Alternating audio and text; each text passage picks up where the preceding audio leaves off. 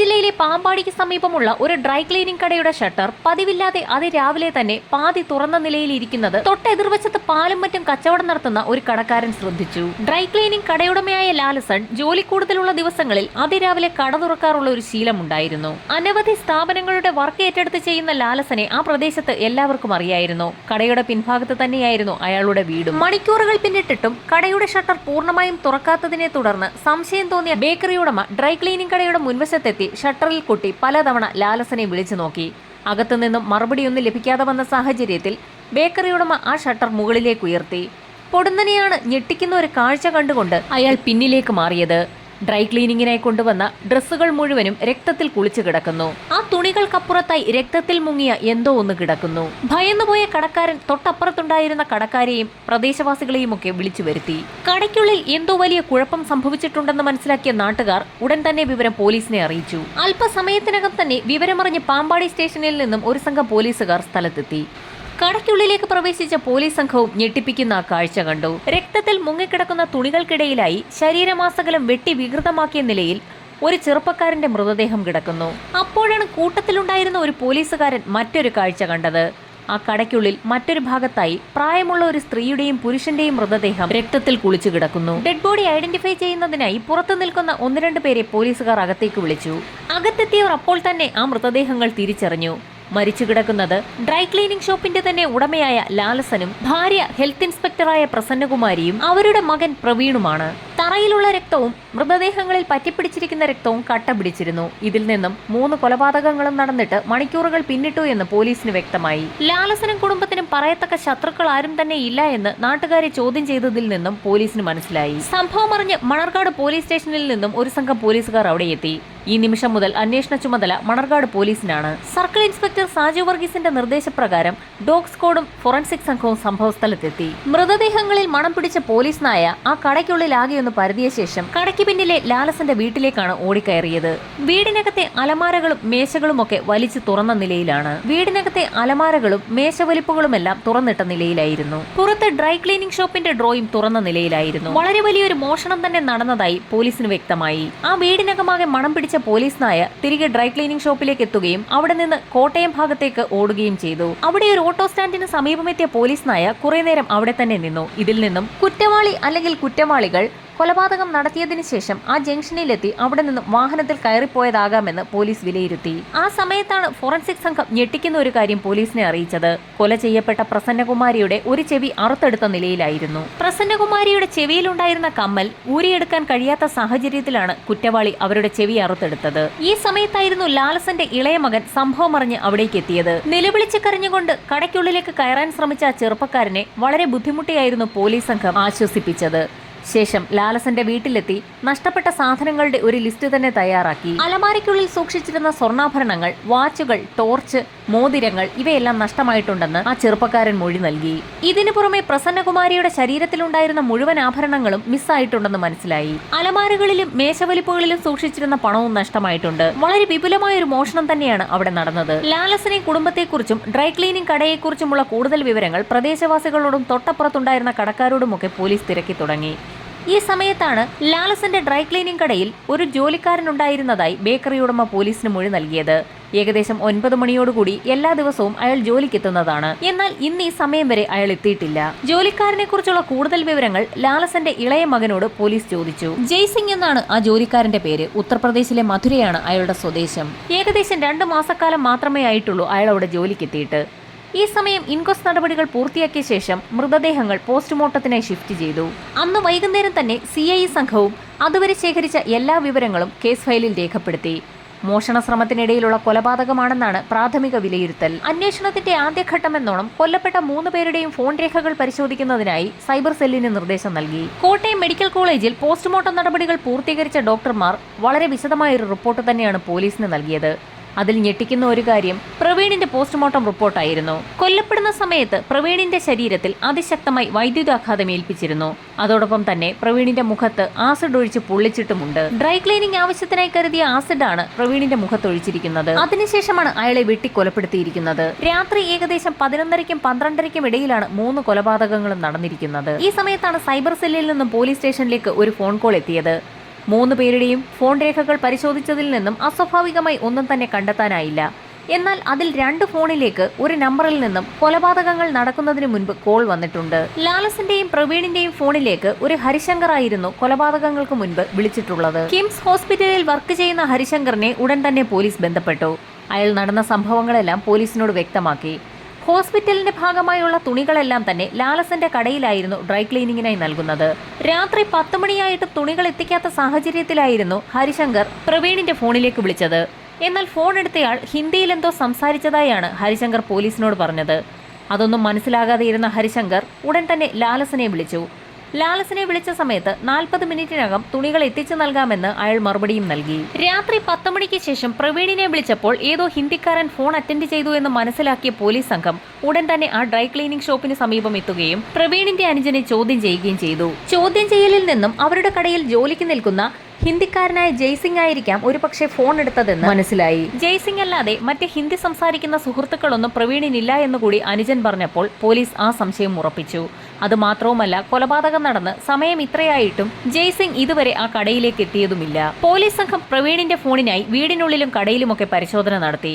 അവിടെയെങ്ങും phone കാണാത്ത സാഹചര്യത്തിൽ cyber സെല്ലിൽ വിളിച്ച് ഫോണിന്റെ നിലവിലെ ലൊക്കേഷൻ ഡീറ്റെയിൽസ് എടുക്കാൻ ആവശ്യപ്പെട്ടു.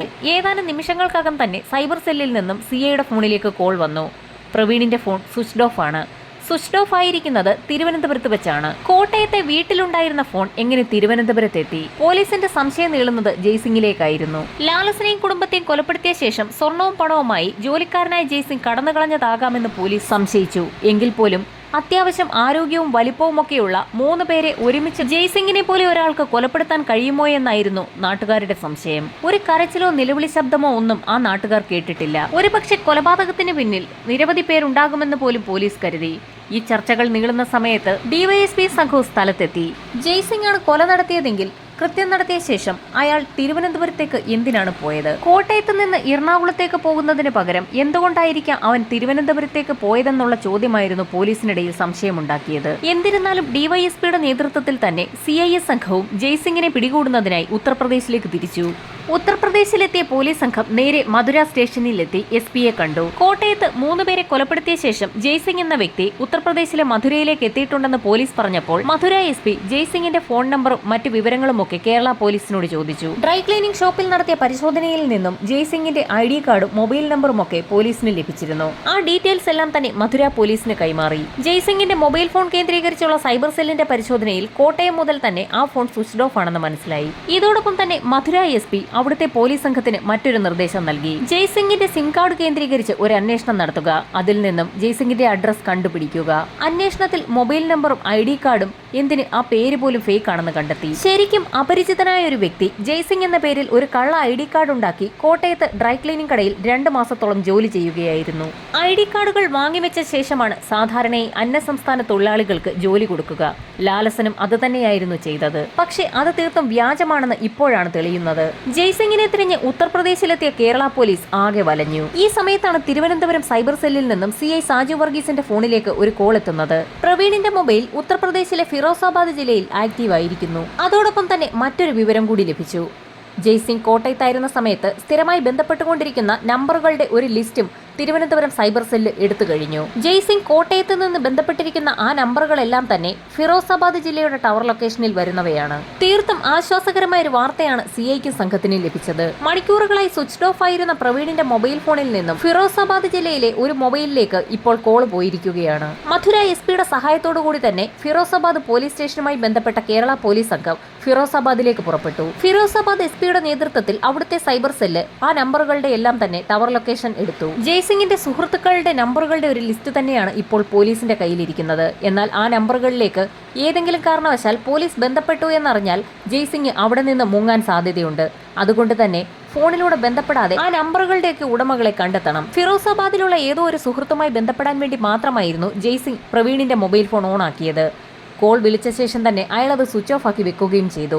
ജയ്സിംഗ് കോൺടാക്ട് ചെയ്ത സുഹൃത്തിന്റെ ടവർ ലൊക്കേഷൻ ട്രാക്ക് ചെയ്ത സൈബർ പോലീസ് ആ സുഹൃത്തിന്റെ മുഴുവൻ ഡീറ്റെയിൽസും ഫിറോസാബാദ് എസ് പിക്ക് കൈമാറി. ആ സുഹൃത്തിനെ കസ്റ്റഡിയിലെടുക്കുന്നതിനായി ഒരു സംഘം പോലീസുകാരെ ഫിറോസാബാദ് എസ് പി കേരള പോലീസിനൊപ്പം അയച്ചു. സൈബർ സെൽ കൈമാറിയ അഡ്രസ് അനുസരിച്ച് പോലീസ് സംഘം ആ സുഹൃത്തിന്റെ വീട്ടിലെത്തുകയും വിവരം അയാളെ ധരിപ്പിക്കുകയും ചെയ്തു. ശേഷം പോലീസിന്റെ കൈവശമുണ്ടായിരുന്ന ജയ്സിംഗിന്റെ നമ്പറിലേക്ക് സുഹൃത്തിന്റെ ഫോണിൽ നിന്നും വിളിച്ചു നോക്കി. ആ സമയത്ത് സുഹൃത്തിന്റെ ഫോണിൽ ജയ്സിംഗ് എന്നതിന് പകരം നരേന്ദ്രൻ എന്ന പേരെഴുതി വരുന്നതാണ് പോലീസ് കണ്ടത്. ഇതിൽ നിന്ന് ഒരു കാര്യം വ്യക്തമായി. നരേന്ദ്രൻ എന്ന വ്യക്തി ജയ്സിംഗ് എന്ന കള്ളപ്പേരിലായിരുന്നു കോട്ടയത്തെത്തി ഇത്രയും കാലം ജോലി ചെയ്തത്. ജയ്സിംഗ് എന്ന നരേന്ദ്രനെ കുറിച്ച് കൂടുതൽ കാര്യങ്ങൾ സുഹൃത്തിൽ നിന്നും പോലീസ് മനസ്സിലാക്കി. 2 മാസങ്ങൾക്ക് മുൻപ് നരേന്ദ്രൻ കേരളത്തിലേക്ക് ജോലിക്ക് പോയതാണ്. കഴിഞ്ഞ ഏതാനും ദിവസങ്ങൾക്ക് മുൻപാണ് മടങ്ങിയെത്തിയത്. അച്ഛനും സഹോദരനും മാത്രമാണ് അയാൾക്കുള്ളത്. ഫിറോസാബാദിലേക്ക് മടങ്ങിയെത്തിയ ശേഷം തന്നെ വിളിച്ചിരുന്നതായും ആ സുഹൃത്ത് വ്യക്തമാക്കി. എന്നാൽ തിരികെ ആ നമ്പറിലേക്ക് വിളിച്ചപ്പോൾ നരേന്ദ്രൻ കോൾ എടുത്തില്ല എന്നുകൂടി സുഹൃത്ത് പോലീസിനെ അറിയിച്ചു. സുഹൃത്തിന്റെ സഹായത്തോടുകൂടി പോലീസ് സംഘം ഫിറോസാബാദിലെ ന്യൂ അംതേക്കർ കോളനിയിലുള്ള നരേന്ദ്രന്റെ വീട്ടിലേക്കെത്തി. അതൊരു ചേരി പ്രദേശമായിരുന്നു. പോലീസ് സംഘം നരേന്ദ്രന്റെ വീട് വളഞ്ഞ ശേഷം സുഹൃത്തിനോട് വാതിലിൽ മുട്ടി വിളിക്കാൻ ആവശ്യപ്പെട്ടു. സുഹൃത്തിന്റെ വിളി കേട്ട് വാതിൽ തുറന്നെത്തിയത് സാക്ഷാൽ നരേന്ദ്രൻ തന്നെയായിരുന്നു. ആ നിമിഷം തന്നെ പോലീസ് സംഘം അയാളെ കസ്റ്റഡിയിലെടുത്തു. മോഷ്ടാക്കളുടെയും കൊലപാതകികളുടെയും ഗുണ്ടകളുടെയും ഒക്കെ ഒരു കേന്ദ്രം തന്നെയായിരുന്നു ന്യൂ അംതേക്കർ കോളനി. ഫിറോസാബാദ് പോലീസ് സ്റ്റേഷനിലെ ഫോർമാലിറ്റികളെല്ലാം പൂർത്തിയാക്കിയ കേരള പോലീസ് നരേന്ദ്രനുമായി കോട്ടയത്തെത്തി. കോട്ടയം പോലീസ് ക്ലബ്ബിൽ വെച്ച് അയാളെ ചോദ്യം ചെയ്തപ്പോൾ വളരെ വിചിത്രമായ ഒരു കഥയാണ് നരേന്ദ്രൻ പോലീസിനോട് പറഞ്ഞത്. തന്നെ കോട്ടയത്ത് നിന്നും ബലമായി ആരോ വാഹനത്തിൽ തട്ടിക്കൊണ്ടു പോയതാണെന്നായിരുന്നു അയാളുടെ ആദ്യത്തെ മൊഴി. എന്നാൽ അധികം നേരം പോലീസുകാർക്ക് മുൻപിൽ പിടിച്ചു നിൽക്കാൻ നരേന്ദ്രന് കഴിഞ്ഞില്ല. കാരണം അയാൾ കോട്ടയത്ത് നിന്നും ഓട്ടോറിക്ഷയിൽ പോകുന്നതും ബസ്സിൽ കയറുന്നതുമൊക്കെ CCTV ദൃശ്യങ്ങളിൽ പതിഞ്ഞിരുന്നു. ആ ദൃശ്യങ്ങളൊക്കെ പോലീസ് സംഘം നരേന്ദ്രനെ കാണിച്ചപ്പോൾ അവന്റെ കൂടെ ആരും ഉണ്ടായിരുന്നില്ല എന്നുള്ളത് വ്യക്തമായി. കള്ളങ്ങളൊന്നും വിലപ്പോകില്ല എന്ന് മനസ്സിലാക്കിയ നരേന്ദ്രൻ എല്ലാ സത്യങ്ങളും പോലീസിനോട് പറഞ്ഞു തുടങ്ങി. ഡ്രൈ ക്ലീനിംഗ് ഷോപ്പിൽ നേരത്തെ ഉണ്ടായിരുന്ന ജീവനക്കാരൻ പിരിഞ്ഞു പോയ സമയത്ത് ലാലസൻ പത്രത്തിൽ ഒരു പരസ്യം നൽകിയിരുന്നു. പത്രപരസ്യം കണ്ടതിന്റെ അടിസ്ഥാനത്തിലാണ് നരേന്ദ്രൻ കോട്ടയത്തെ ലാലസന്റെ കടയിൽ ജോലിക്കെത്തിയത്. നരേന്ദ്രനെ പോലെയുള്ള ആളുകൾ ഫിറോസാബാദിലെ അംതേക്കർ കോളനിയിൽ നിന്നും ജോലിക്കായി പുറത്തു പോകുമ്പോൾ അവരുടെ കൈവശം വ്യാജ ID കാർഡുകൾ ഉണ്ടാകും. അവിടെ നിന്ന് ജോലിക്കിറങ്ങുന്ന സംഘം ഇന്ത്യയുടെ വിവിധ ഭാഗങ്ങളിലെത്തി ജോലി ചെയ്യുകയും മോഷണം നടത്താൻ കിട്ടുന്ന അവസരങ്ങളിൽ അത് പാഴാക്കാതെ ഉപയോഗപ്പെടുത്തുകയും ചെയ്യും. പിടിക്കപ്പെടാതിരിക്കുന്നതിനായാണ് വ്യാജ ID കാർഡുകളും മൊബൈൽ നമ്പറുകളും ഇവർ സ്ഥിരമായി ഉപയോഗിക്കുന്നത്. ഓരോ സ്ഥലത്തും ഓരോ പേരും വ്യാജ ID കാർഡുകളുമാണ് ഇവർ ഉപയോഗിക്കുക. കോട്ടയത്ത് ജോലിക്കെത്തിയ നരേന്ദ്രൻ താൻ വിവാഹിതനാണെന്നും കുട്ടികളുണ്ടെന്നും വലിയൊരു കുടുംബത്തിന്റെ ഏക അത്താണി താനാണെന്നുമൊക്കെ പറഞ്ഞ് വിശ്വസിപ്പിച്ചായിരുന്നു ജോലിയിൽ പ്രവേശിച്ചത്. ജോലി ചെയ്യിപ്പിക്കുന്നതിൽ കർക്കശക്കാരനായ ലാലസൺ ജോലിയിൽ ഉഴപ്പുവരുത്തുന്ന നരേന്ദ്രനെ വഴക്ക് പറയുന്നത് പതിവായിരുന്നു. അങ്ങനെയിരിക്കെ ഒരു ദിവസം ലാലസന് ഒരു പണി കൊടുക്കണമെന്ന് തന്നെ നരേന്ദ്രൻ തീരുമാനിച്ചു. സംഭവം നടന്ന ദിവസം രാത്രിയിൽ കിംസ് ഹോസ്പിറ്റലിൽ നിന്നും കൊടുത്തയച്ച വസ്ത്രങ്ങൾ വൃത്തിയാക്കിയ ശേഷം ലാലസൻ വീട്ടിലേക്ക് പോയിരുന്നു. ഈ സമയത്ത് അവിടെ എത്തിയ നരേന്ദ്രൻ കാണുന്നത് കടയുടെ ഷട്ടർ പകുതി താഴ്ത്തിയിട്ടിരിക്കുന്നതാണ്. താഴ്ത്തിയിട്ടിരിക്കുന്ന ഷട്ടറിനടിയിലൂടെ കടയ്ക്കുള്ളിലേക്ക് നോക്കിയ നരേന്ദ്രൻ കാണുന്നത് അവിടെ മദ്യപിച്ച് ബോധമില്ലാതെ ഇരിക്കുന്ന പ്രവീണിനെയാണ്. ഷട്ടറിന്റെ ഉയർത്തിവെച്ച ഭാഗത്തിനടിയിൽ കൂടി കടയ്ക്കുള്ളിലേക്ക് നരേന്ദ്രൻ കയറി ചെന്നതുപോലും പ്രവീൺ അറിഞ്ഞില്ല. ഈ സമയത്താണ് മേശയുടെ ഡ്രോ തുറന്നിരിക്കുന്നതും അതിൽ പണം ഇരിക്കുന്നതും നരേന്ദ്രന്റെ ശ്രദ്ധയിൽപ്പെടുന്നത്. പ്രവീൺ അബോധാവസ്ഥയിലാണ്. വീട്ടിലുള്ള മറ്റുള്ളവർ കൂടി ഉറങ്ങിയോ എന്നറിയുന്നതിനായി കടയ്ക്ക് പിൻവശത്തുള്ള ലാലസന്റെ വീടിന്റെ ഭാഗത്തേക്ക് നരേന്ദ്രൻ പോയി. അവിടെ ജനാലയിലൂടെ നോക്കിയപ്പോൾ ഹാളിനുള്ളിൽ ചാരിയിരുന്നുറങ്ങുന്ന ലാലസനെയും കണ്ടു. ആ അവസരം വിനിയോഗിക്കാൻ തീരുമാനിച്ച നരേന്ദ്രൻ തൊട്ടപ്പുറത്തുണ്ടായിരുന്ന വീടിനോട് ചേർന്നുള്ള ചായ്പിലെത്തി അവിടെ നിന്നും ഒരു കോടാലി എടുത്തുകൊണ്ട് നേരെ കടയിലേക്ക് എത്തുകയും ബോധമില്ലാതെ കടയിലിരിക്കുന്ന പ്രവീണിന്റെ തലയിലേക്ക് ആഞ്ഞു വെട്ടുകയും ചെയ്തു. വെട്ടേറ്റ് പ്രവീൺ താഴെ വീണു. വീണ്ടും അയാളുടെ ശരീരം വെട്ടിമുറിച്ചു. പ്രവീൺ മരിച്ചു കാണുമെന്ന് കരുതി പുറത്തിറങ്ങിയ നരേന്ദ്രൻ കൈയും കാലുമൊക്കെ കഴുകി വൃത്തിയാക്കിയ ശേഷം താഴെയുള്ള അവരുടെ വീട്ടിലേക്ക് എത്തുകയും പ്രസന്നകുമാരിയെ വിളിച്ചുണർത്തുകയും ചെയ്തു. കിംസ് ഹോസ്പിറ്റലിൽ നിന്നും കോൾ വന്നിട്ടുണ്ടെന്ന് പറഞ്ഞുകൊണ്ടായിരുന്നു പ്രസന്നകുമാരിയെ നരേന്ദ്രൻ കടയിലേക്ക് വിളിപ്പിച്ചത്. കടയ്ക്കുള്ളിലേക്ക് കയറിയ പ്രസന്നകുമാരിയെ പിന്നിൽ നിന്നും നരേന്ദ്രൻ കോടാലി കൊണ്ട് വെട്ടി വീഴ്ത്തി. വാ തുറന്നുറക്കെ കരയാൻ പോലും കഴിയാതെ പ്രസന്നകുമാരി അവിടെ തന്നെ മരിച്ചു വീണു. അവരുടെ മൃതദേഹം അവിടെ നിന്ന് വലിച്ച് ഒരു മൂലയിലേക്ക് മാറ്റിയിട്ട ശേഷം കൈയും കാലുമൊക്കെ കഴുകി വൃത്തിയാക്കിയ നരേന്ദ്രൻ ലാലസന്റെ വീട്ടിലേക്ക് എത്തുകയും കിംസ് ഹോസ്പിറ്റലിലേക്ക് കൊണ്ടുപോകുന്നതിനായുള്ള തുണികൾ വൃത്തിയാക്കി പായ്ക്ക് ചെയ്തു വെച്ച വിവരം അറിയിക്കുകയും ചെയ്തു. ഇതിന് തൊട്ടു മുൻപായിരുന്നു കിംസ് ഹോസ്പിറ്റലിൽ നിന്നും ഹരിശങ്കർ എന്ന വ്യക്തി ഹോസ്പിറ്റലിൽ നിന്നും നൽകിയ തുണിയുടെ വിവരം അന്വേഷിക്കാനായി വിളിച്ചത്. ഹോസ്പിറ്റലിലേക്ക് കൊണ്ടുപോകുന്നതിനുള്ള തുണികളൊക്കെ പാക്ക് ചെയ്ത് വെച്ചതായി നരേന്ദ്രൻ അറിയിച്ചതിനെ തുടർന്നായിരുന്നു ലാലസൻ കടയിലേക്ക് എത്തിയത്. പ്രസന്നകുമാരിയെയും പ്രവീണിനെയും അടിച്ചു വീഴ്ത്തിയതുപോലെ തന്നെ കടയ്ക്കുള്ളിലേക്ക് കയറിയ ലാലസനെ പിന്നിൽ നിന്ന് നരേന്ദ്രൻ അടിച്ചു വീഴ്ത്തി. ലാലസന്റെ മരണമുറപ്പിക്കുന്നതിനായി നരേന്ദ്രൻ അയാളുടെ ശരീരം മുഴുവൻ വെട്ടിനുറുക്കി. ഈ സമയത്താണ് പ്രവീണിന്റെ ശരീരത്തിന് അനക്കമുണ്ടെന്ന് നരേന്ദ്രൻ തിരിച്ചറിയുന്നത്. ഈ സമയത്ത് കടയിലുണ്ടായിരുന്ന ഡ്രൈ ക്ലീനിംഗ് ആവശ്യത്തിനായി വെച്ചിരുന്ന ആസിഡ് എടുത്ത് പ്രവീണിന്റെ മുഖത്തെ കുഴിക്കുകയായിരുന്നു. പ്രവീണിന്റെ മരണം ഉറപ്പാക്കുന്നതിനായി അവിടെ കണ്ട 2 വയറുകൾ പ്ലഗിലേക്ക് കൊടുത്ത് വയറിന്റെ ഒരറ്റം പ്രവീണിന്റെ പുറത്ത് വെച്ച് ഷോക്കടിപ്പിക്കുകയും ചെയ്തു. അങ്ങനെയായിരുന്നു പ്രവീൺ മരണപ്പെട്ടത്.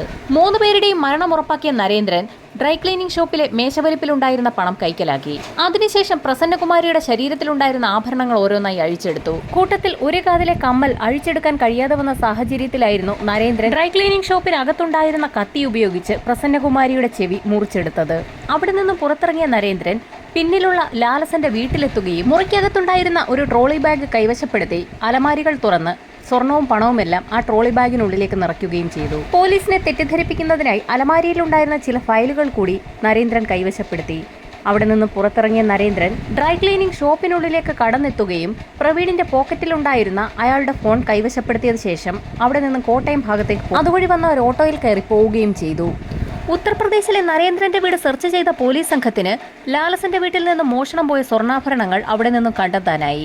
ഇതോടൊപ്പം തന്നെ പ്രസന്നകുമാരിയുടെ അറുത്തെടുക്കപ്പെട്ട നിലയിലുള്ള ഒരു ചെവിയും അവിടെ നിന്ന് കിട്ടി. 90 ദിവസത്തിനകം തന്നെ കേസ് പൂർത്തിയാക്കി കുറ്റപത്രം കോടതിയിൽ സമർപ്പിച്ചു. 51 തെളിവുകളായിരുന്നു പ്രോസിക്യൂഷൻ കോടതിയിൽ ഹാജരാക്കിയത്. അതിനു പുറമെ 72 സാക്ഷികളെ കൂടി കോടതിയിൽ ഹാജരാക്കി. ഈ കേസിൽ നരേന്ദ്രന് കോട്ടയം സെഷൻസ് കോടതി വിധിച്ചത് വധശിക്ഷയായിരുന്നു. അങ്ങനെ ജയിലിലാക്കപ്പെട്ട നരേന്ദ്രൻ അവിടെ വെച്ച് കെൽട്ടോൺ നടത്തിയ ഒരു കോഴ്സിൽ ഡിപ്ലോമയും നേടി. അതിനിടെ വധശിക്ഷയ്ക്കെതിരെ ഹൈക്കോടതിയിൽ അപ്പീലും നൽകി. അപ്പീൽ പരിഗണിച്ച ഹൈക്കോടതി ഞെട്ടിക്കുന്ന ഒരു വിധി പ്രഖ്യാപനമാണ് ഇപ്പോൾ നടത്തിയിരിക്കുന്നത്. ജയിലിലാക്കപ്പെട്ടിട്ടും നരേന്ദ്രന്റെ പഠിക്കാനുള്ള താല്പര്യവും ഡിപ്ലോമയും ഒക്കെ കണക്കിലെടുത്ത് നരേന്ദ്രന്റെ വധശിക്ഷ ഹൈക്കോടതി ജീവപര്യന്തമാക്കി കുറച്ചു. എന്നാൽ നരേന്ദ്രന്റെ ജീവപര്യന്തം വീണ്ടും വധശിക്ഷയാക്കണമെന്നാവശ്യപ്പെട്ടുകൊണ്ട് കേരള പോലീസ് ഇപ്പോൾ സുപ്രീം കോടതിയിൽ ഹർജി ഫയൽ ചെയ്തിരിക്കുകയാണ്. സുപ്രീം കോടതിയുടെ നിർണായക വിധി പ്രഖ്യാപനം ചുരുങ്ങിയ ദിവസങ്ങൾക്കുള്ളിൽ തന്നെ വളരെ കഷ്ടപ്പെട്ട് കേസ് തെളിയിച്ച കേരള പോലീസിനെ അനുകൂലിക്കുമോ അതോ നരേന്ദ്രനെ അനുകൂലിക്കുമോ എന്നുള്ള കാര്യം വരും ദിവസങ്ങളിൽ തന്നെ അറിയാം.